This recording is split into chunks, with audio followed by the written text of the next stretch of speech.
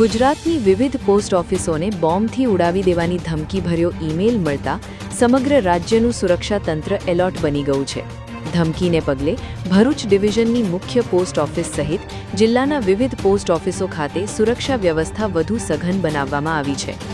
ધમકી મળતાની સાથે જ પોલીસ તંત્ર દ્વારા પોસ્ટ ઓફિસ પરિસરની ઝીણવટભરી તપાસ હાથ ધરવામાં આવી હતી.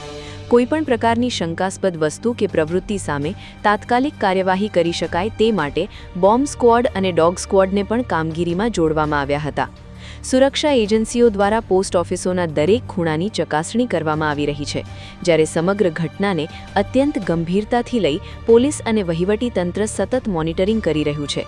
ધમકીભર્યો ઈમેલ ક્યાંથી મોકલવામાં આવ્યો છે અને તેની પાછળ કોણ જવાબદાર છે તે જાણવા સાયબર ક્રાઇમ સહિતની વિવિધ તપાસ એજન્સીઓ સક્રિય બની છે. ઈમેલના સ્ત્રોત સુધી પહોંચવા ટેકનિકલ તપાસનો ધમધમાટ શરૂ કરવામાં આવ્યો છે.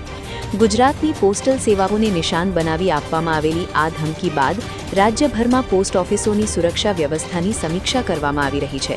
હાલ કોઈ શંકાસ્પદ વસ્તુ મળી આવી નથી, તેમ છતાં તંત્ર દ્વારા કોઈપણ પ્રકારની બેદરકારી ન રાખવાના નિર્દેશ આપવામાં આવ્યા છે.